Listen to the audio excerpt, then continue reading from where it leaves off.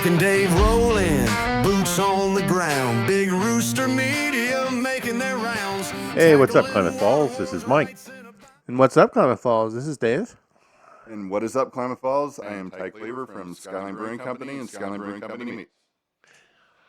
Well, thanks for joining us, Ty. And if you're not familiar with Skyline, they make some really good beer. And he was kind enough to bring us a growler of beer today, so thank you for that.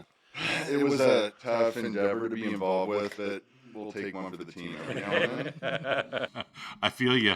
We ended up having to go to Kentucky last year and do the Bourbon Trail for research, and it was terrible. So, yeah, I can kind of relate. And I had some of your barbecue, which is kind of a newer endeavor, right? Yes. I had that at Mountain Valley Gardens, and that was quite tasty. Well, thank you, and I won't lie, we do try. Right? Oh, I'm sure. So, but the brewery is where you started. The brewery is where we started, and it's kind of weird to look back at like how my life has evolved. And at minimum, like I started homebrewing about 14 years ago, and then it took me probably 3 or 4 years to proverbially decode the beer genome. But the strange thing that happened then was when that happened, cooking became really, really fun to me too. And my wife said it was like a chore to her. I said, okay, it's a means of artistic expression to me. And I really had a lot of fun with that. I've been a very avid barbecuer my whole life. And that problem went off the rails about 3 years ago. You're talking to a guy that can relate very, very well. Yeah, that's when it was like, okay, let's get an offset smoker to go on the back porch. And then, it's kind of a funny story. So, like, the first day I cooked on my little offset smoker, the kid that works for me was there. One of my really, really good friends was there. And the next thing you know, we're all just staring mesmerized into the firebox. And it was like, hey, we're like on freaking King of the Hill here. And I called my wife later that day and was like, okay, there are some people who smoke weed and that's all they do the rest of their lives. And I just want to smoke meat for the rest of mine. And I told her that night, I'm going to have a big one of these someday. And she rolled her eyes at me. And 5 months later, it was done. Oh, nice. And then came the luster of FFA drive-through dinner process. And it's like, it's amazing how God takes you all these different places and you build all these different skills. And then when the moment comes where it's kind of time for all of this to fall together, it's pretty wild and pretty fun. Okay.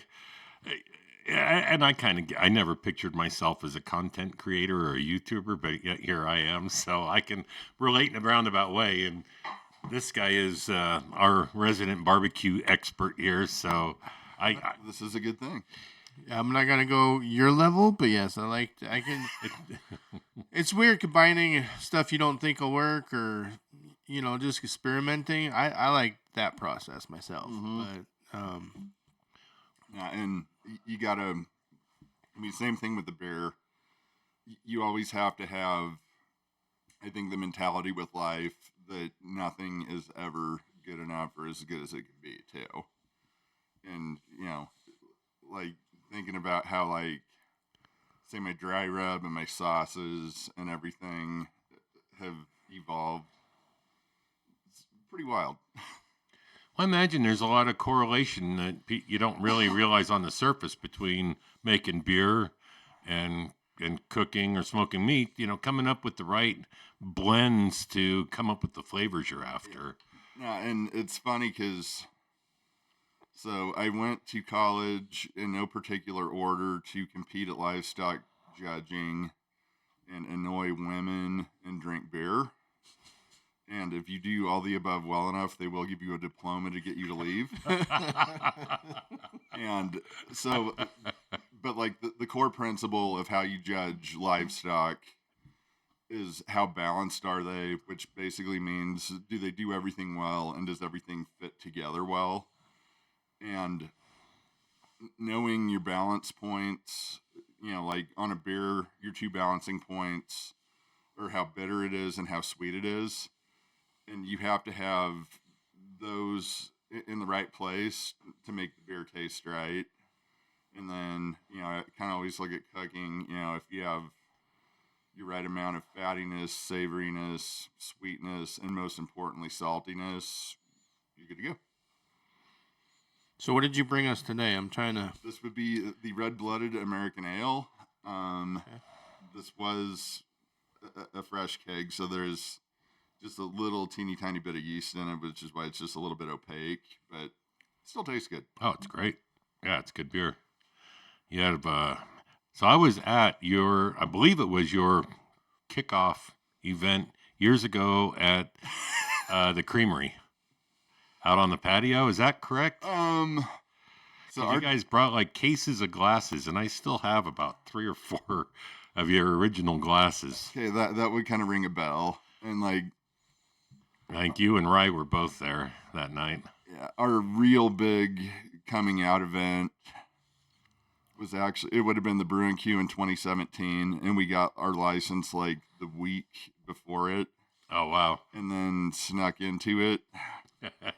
And I remember having a line of people, 20 people long all night, and that was like one of the biggest rushes of my life. That was just rad. I bet. So where was the decision to go from just being a home brewer to wanting to do this as a profession? It was kind of a complete move of necessity. And we'd been talking about doing something for a couple years leading up to it. But it was actually when we lost the takings case in I'm messed up a little bit. We started in 2018. It was the fall of 2017 when we lost the takings case over the 2001 water shut off. That hit me like a ton of bricks, but it was like, okay, right, wrong, or indifferent, the world as you knew it and liked it, it's gone. And what other things can we do to feed our families? And,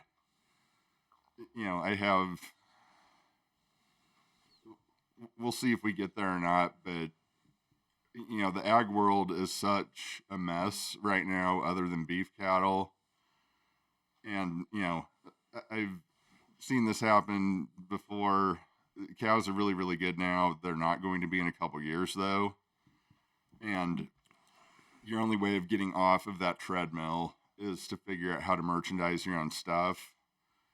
And kind of my fantasy is people will pay for steak what steak is worth. It's the other 3/4 of the animal that you give away that kills you. And if we can make that other 3/4 of the animal into sausage, hopefully we're headed to somewhere pretty exciting. Yeah. And then we raise a ton of cattle here, and then we raise a ton of hay here, and then we export all of it, just is maddening to me. Right. And so it's like, hey, why don't we feed cattle in this community? Why don't we process them here? Why don't we market them from here? And that's, I guess, my ultimate goal with where we're trying to head with all this. For me personally, I prefer to know where my food comes from. Mm-hmm. So, absolutely. Yeah, I definitely get that. So, and the government has forever been an adversary of the farmer and the rancher, in my opinion. Yes. So, at least as long as I've been familiar with it. So, well, it's good beer. And am I getting hint of clove in that? You would, where that's a little yeasty, you are going to get a little touch of clove. Okay. So that's a good on you and your palate. It reminds me of like an unfiltered wheat. Mm-hmm. That's one of my favorite beers, so I think that's why I'm kind of drawn to this one. I do like your, was it RBS?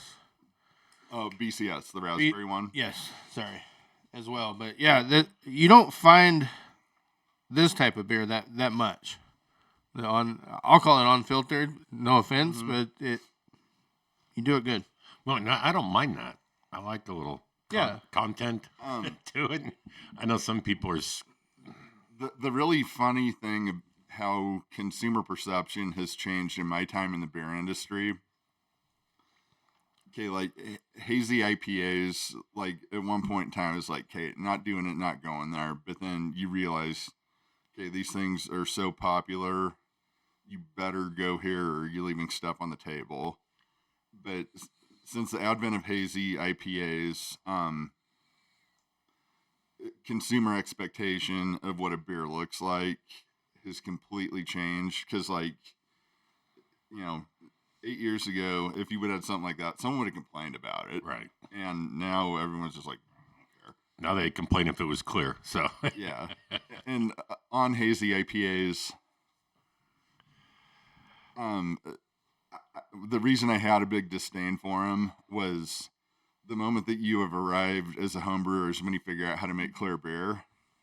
And it's like, okay, so we're going to intentionally put a flaw in this. But then when you start messing around with them and figure out how hard it is to make them hazy and to stay hazy, you kind of develop a entirely different level of reverence for them. okay. So it's not just the lazy way out. No. Okay. Well, You got to get protein and hop oil in suspension in a way that it will stay that way. Okay. All right. and it's just my palate. But if you wanted I'll just call it a lager. If you wanted a Coors Light, go have a water. I like something with something in it, and this is delicious. I mean, there's body to it. There's flavors. There's a profile. It's not just water in a can. I mean, it's Yeah.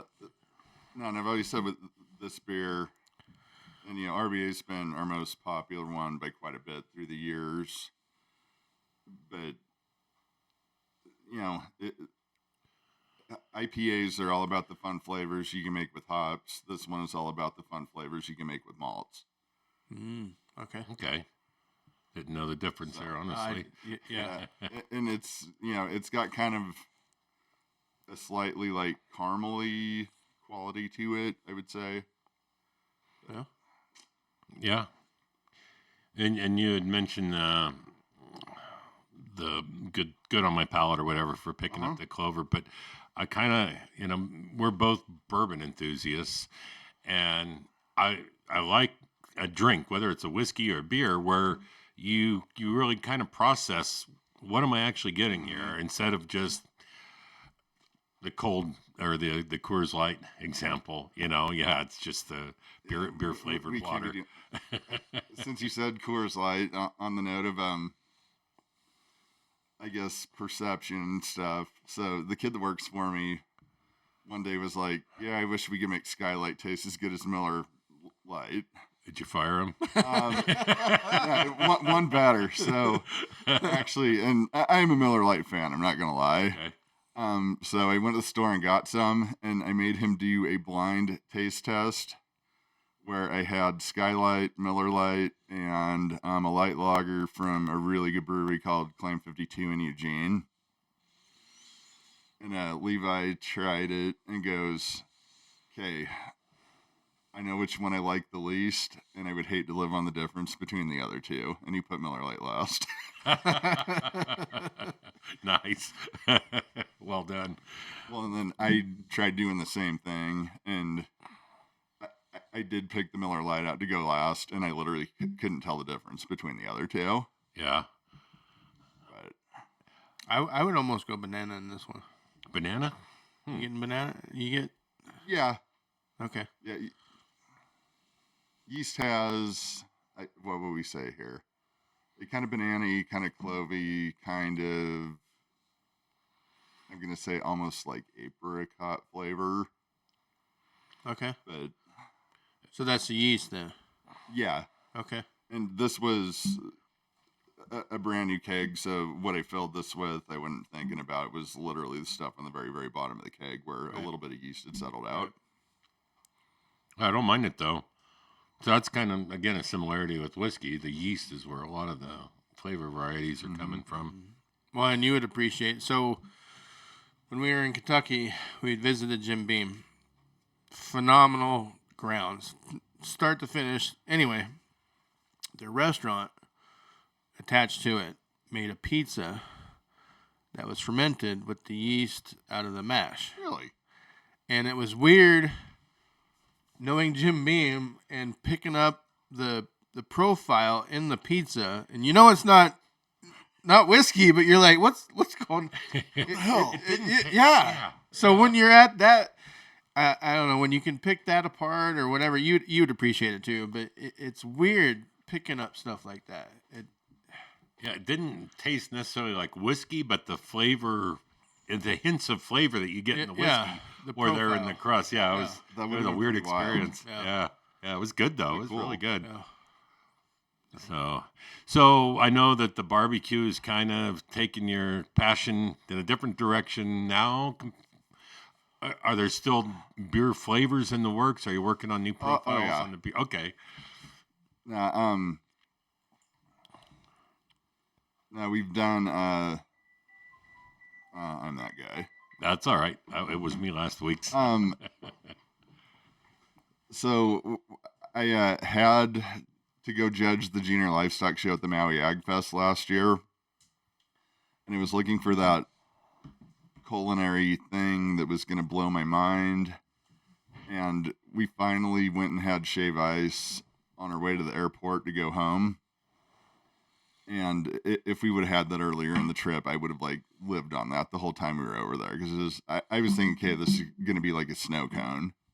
And it was like, okay, it's got the texture of a cloud and all this real fruit puree and blah, blah, blah. So right after everything in my brain lit up, the next thought that went through my mind was, okay, can I take these flavors and put them into a beer? So my attempt at that, we named it Aloha, and it's literally a beer developed to sell to women who don't like beer, but it's amazing how many dudes end up with a pinkish colored cup in front of them. It's pretty approachable. Okay. And then I don't know how, but it's time to kind of start thinking about Oktoberfest. And I'm sure we'll make some kind of an Oktoberfest beer for that. And then, we made a German Schwarzbier for the Eclipse thing a couple years ago that there are a lot of people that still rave about how much they like that beer. So I might have to bring that back for Oktoberfest. Okay. What do you look for in an Oktoberfest kind of beer? Number one, got to be balanced. You cheat it a little bit harder toward the malt. And literally the Oktoberfest beer that we made, I think last year, was red-blooded American, but beefed up a little bit and fermented with a lager yeast. Okay. And so we use, normally we'll run mostly 2-row malt, but you want to put a pretty good hit of Munich in it to give it the color and the malty. There's a malt we use that's called Opal 44 from Mecca Grade. That one, well, those are the malts that are in RBA too. So okay, kind of the same concept there. And then, how hard do you want it to hit? Right. Is there a volume, alcohol volume you have to stay under with beer? No. Okay. Wait, hang on. Kind of some are like barley wines turn into a different animal, and I think it's pretty high, like 20. Yeah, it's, if I remember right, it'd be awfully hard to make one. Gotcha. With as much octane as you can make one with. And still have it taste good too. And yeah. Gotcha. So how many beers do you keep, and then how many are seasonal and kind of rotation? Everything that we're doing right now, I for real have the view of it that, okay, this is a science experiment. And for right now, we have 5 on tap. But the thing that, it's amazing how things that you knew once upon a time come back to you. And like when we were really rocking and rolling and selling stuff at 25 different places, albeit we had 6 different beers, RBA and Liquid Vacation were probably 2/3 or 3/4 of what we sold. And they do real well at the nursery, and the Aloha does real well. So, And Liquid Vacation has got to be one of my favorite names for any alcoholic beverage. I was pretty confident that was a pretty good idea. Let's say that. Yeah. I would keep that one around just for the name, if nothing else. Yes. And that's, I'm going to say, probably our most vaunted thing. It's got a really high rating on Tab. So you don't sell it bottled. It's just by the keg, correct? Or the growler? I always emphasize to young people, unfortunately, we learn how to win by losing. And life is a game that teaches the best by getting kicked in the balls. And, you know, there was a lot that you had to do wrong to get to the point we were. And I guess the first iteration of the brewery where we were just self-distributing, the thing that took like 5 years to finally figure out was, okay, the true price setters in the distribution realm, be it bottles, cans, kegs, is Anheuser-Busch and Coors and the microbreweries that they control. So they can be viable at a point where everybody else dies. But with that, you are kind of handicapped on how high you can price stuff before people just don't buy it. And then it was like, okay, we need to figure out how to make direct to consumer sales here. And then we pursued a taproom project downtown until that unraveled for a myriad of reasons. And that was a painful process where we learned a lot, and we learned a lot about how people aren't nearly as good as you want to give them credit for. But after going through that process, it was like, okay, I don't need all this overhead. I don't need all this debt, and I don't want to be married to this thing. And then it was like, okay, let's get a trailer to pour beer out of. And I already have this 500-gallon offset smoker that I had to develop for my own entertainment. And let's do this. And I'm pretty excited. I don't know for sure that I'm going to buy it yet, but to be able to go places other than Mountain Valley Garden, because I'm just running on a temporary restaurant license right now, and you're kind of fixed where you go. But there's another trailer I can get a hold of that it's got like 2 sinks, 2 flat tops, 4 burners, and 2 ovens on it. And then my bad thing, I'll have 3 trailers I have to drag around, but we've got like a full-fledged portable restaurant. Okay. So nice. That's what I'm kind of excited about in this moment. Well, I know the food's kind of been your newer passion, you know. Yeah. From the outside looking in, anyway, it seems like that's kind of been your newest endeavor to add with the beer. Yep. Yeah. And what's fun right now is, you know, we've got the sausage thing, and we've got some avenues to maybe branch that out into some other businesses in the community. And you know, you got the sausage thing, we got the barbecue thing in the nursery, and you know, the beer deal is actually a surprisingly small part of what we do now. Okay. And I kind of didn't see that coming, but I kind of did, I guess. Well, Ben's got a great thing going there at Mountain Valley Gardens. You would never expect that to be an entertainment center, but yet it is. He's got some good stuff going on there. Yeah. To quote Chubbs Peterson on Happy Gilmore, "Oh, we've only just begun." Nice. And you know, you never get anywhere as fast as you want to, but I'm really happy with the amount of momentum that we built to this point. And, the real hot part of summer, being outside's not that cool, but as we get into fall a little bit more, and it became really apparent really quickly, there's a very high correlation between having good live music and having good days. Mm-hmm. Absolutely. So, and I mean, where all this goes, I have no idea, but it's going to be a lot of fun to find out. Right. And to have a lot of just flat out open field in front of you, especially with, I say, the amount of adversity that I've been through in the ag world. Right. To have something that's just like, hey, this just might kind of work out. Well, and it seems like to date, everything that you've created has gone well. The beer's gone well. I tasted the barbecue. And then you had more than sausage that night.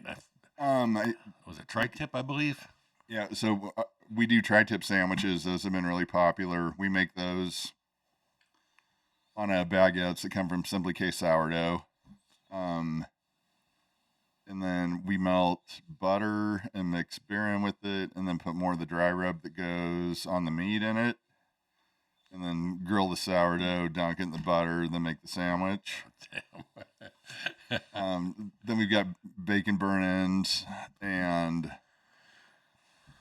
for this weekend we've got jalapeno cheddar and Polish sausage. Okay. Nice. Oh, and we might have pulled pork sandwiches too. And I made I go walk 4 miles every morning, and since February I've lost 40 pounds. Nice. And I love that time of day and the things that I think about during it. And I'm pretty proud of our honey mustard sauce. I'm pretty proud of our barbecue sauce. And it was like, okay, if we're going to do pulled pork, we have to have some kind of a Carolina vinegary, tangy, kind of spicy thing. So I was on my walk yesterday morning, and I'll randomly think about stupid stuff like this, but I was on my walk, and somehow the Carolina sauce popped up in my mind, and it was like, just take the honey mustard sauce that we already have, and then cut it with hot sauce. And I couldn't wait to get home and put this stuff together and try it. And I did. And it was just like, oh my God, this satiates every taste bud on your tongue at the same time in a good way. All right. Gonna have to give that a try. And then we had some people out for dinner last night, and they were all pretty happy with it. Nice. So we talked about the food truck being available that you're gonna work on, and that. Any other plans that you're looking to, or just continuing to grow with Mountain Valley Gardens, or anything beyond that that you can talk about? And you might not want to give away your trade secrets, so I'm not.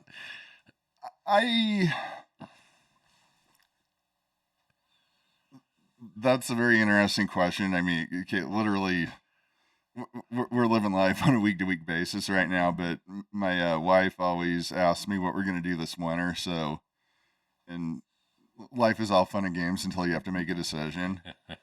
So, but when I originally approached Ben, it was in February. And at that point in time, I was thinking I wanted to have cornhole tournaments in the greenhouses. Okay.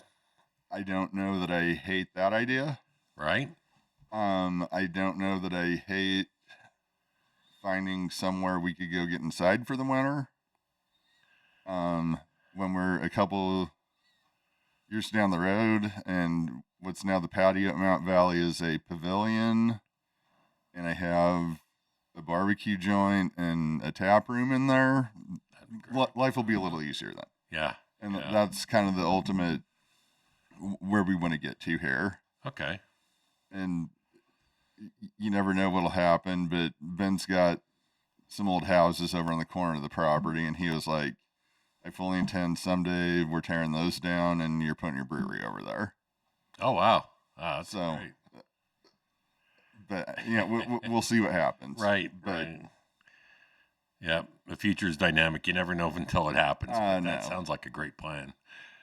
And I mean, it's weird how like you kind of think about things for a really long time. And, like my deal I want to do now is go downtown by the DHS building somewhere. I think that's a good business opportunity. And then we can create awareness of where we're at on the weekends. And I'm really excited to go try and do that. Okay. And then we'll get a little deeper into the repertoire and maybe start breaking out the beans and the mac and cheese and stuff like that. So aside from where your truck is, can somebody say I got a kegerator, I'd like to get a keg of beer, or I'd like to get a growler? I know kegs have changed. Actually, the average Joe just can't go buy a keg anymore. And what a shame that is. Largely, we don't really do that anymore. There's no margin at it. And even if they're people who really well, it's amazing how if you don't ride people's asses, they don't bring stuff back. And kegs aren't cheap. No. Yeah, I gotcha. There are, besides the tap house, besides your truck, there are places in town that serve Skyline still, aren't there? Oh, no? Okay. It was the one place that does still have our stuff is Dawn at the Bread Wagon out in Bly.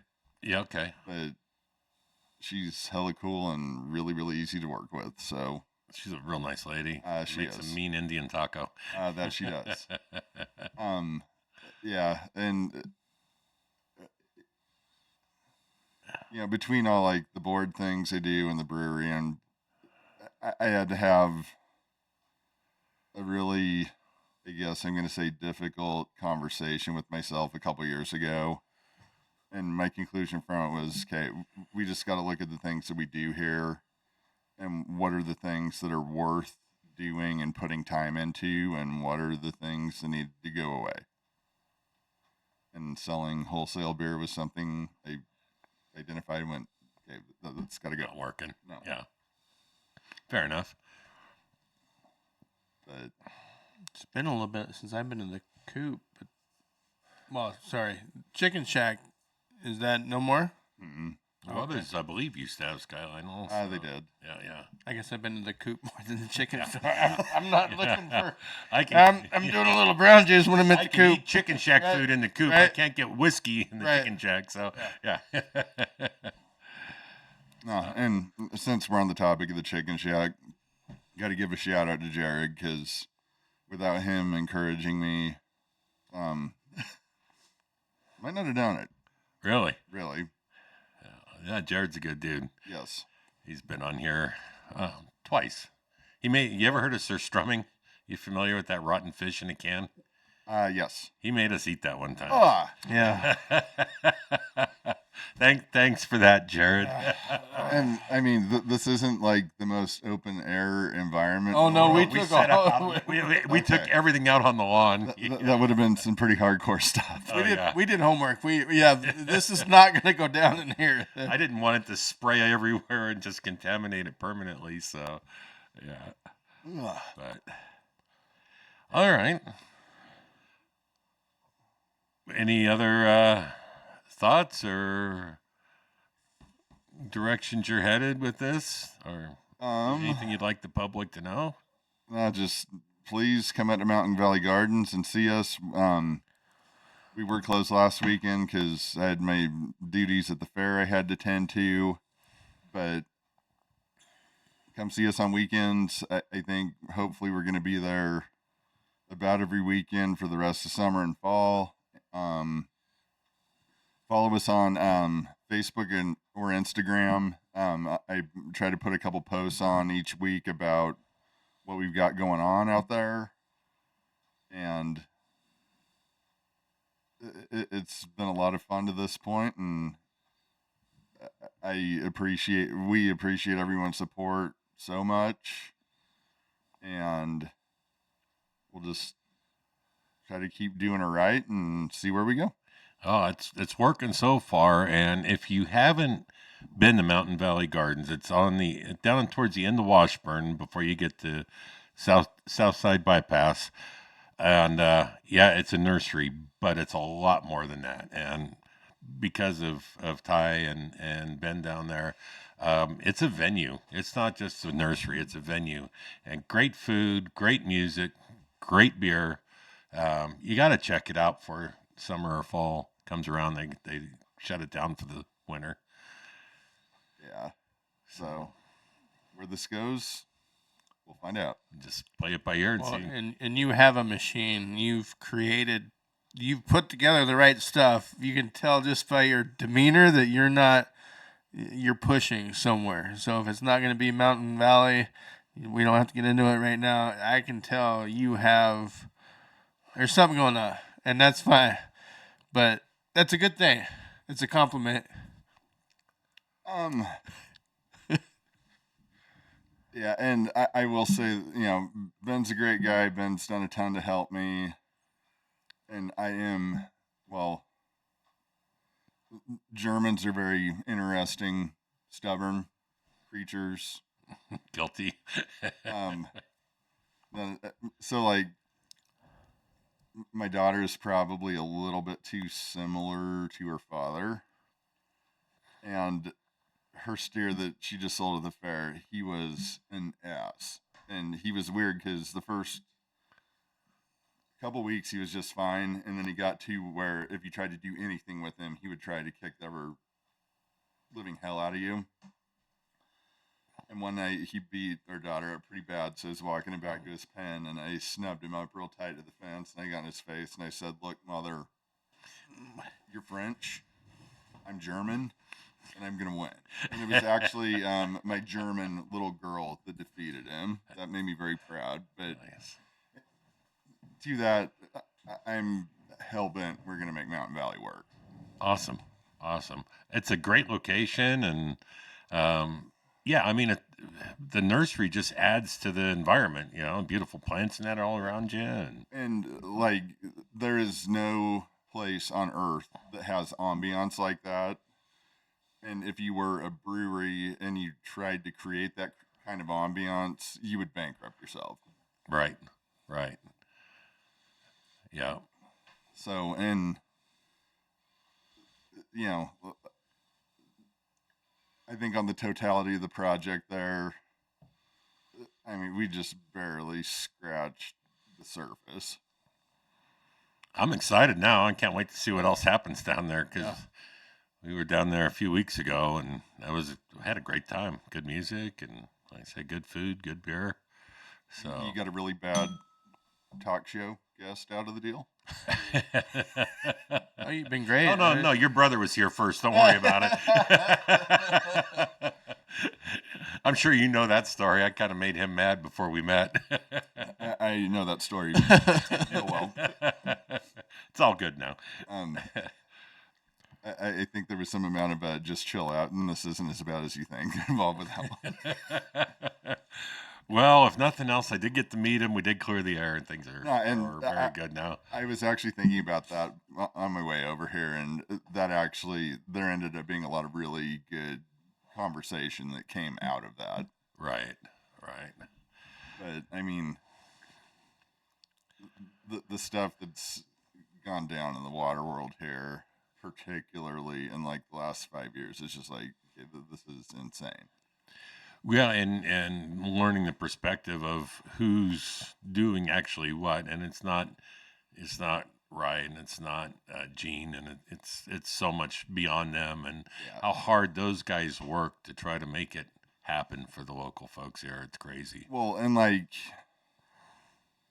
the people who I don't envy at all are the federal employees at the local level, because especially in the last 4 years, for lack of a better phrase, there were some batshit crazy decisions that got made in Washington, D.C., and then it fell upon the local people to try to articulate that insanity. Yeah. No, it seems like a thankless job, but I'm grateful that they're doing it. So. It's less than a thankless job. Yeah. It's like, what am I even doing this? Well, but I mean, it's immensely better now than it was in like 2017 was when I first joined the KID board. And got to give a shout out to Gene Souza. That guy's awesome.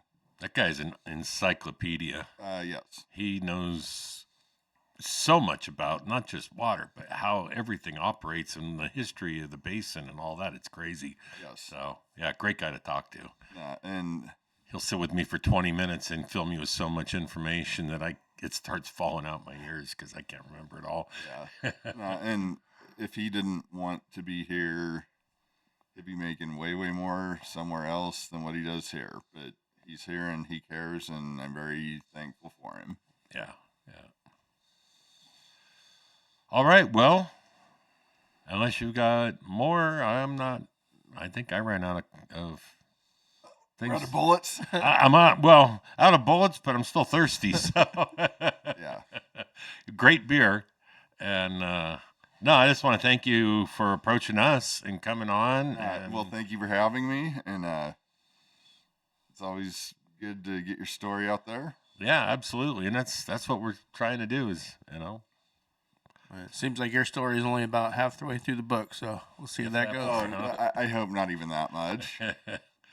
Yeah, and like,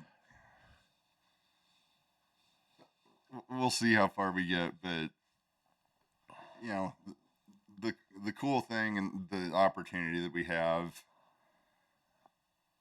is, and like when it was like, okay, we're gonna do barbecue and sausage and stuff like that, I did kind of discuss with my circle about, okay, do I spin this off and make a different brand out of it? But pretty quickly came to the conclusion, okay, when you have one brand already that people look at it and mentally correlate it with very, very high quality, we'll just keep rolling. Gotcha. Yeah.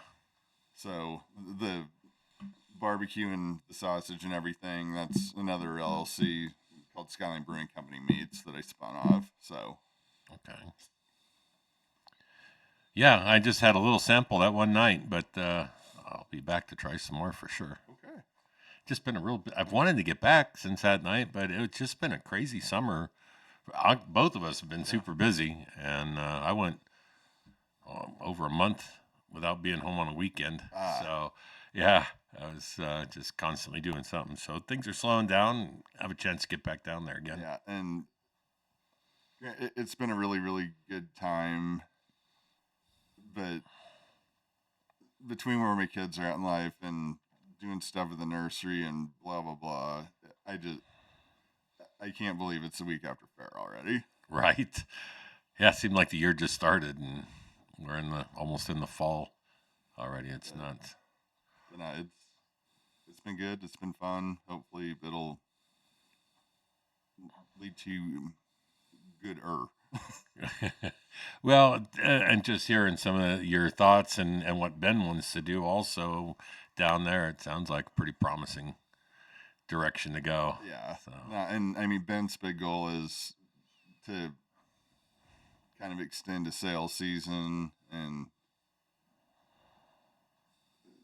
and Ben's the kind of guy, he for real, his number one interest in that is providing something neat for the people of our community to do. That's why I love that guy is, frankly, we're very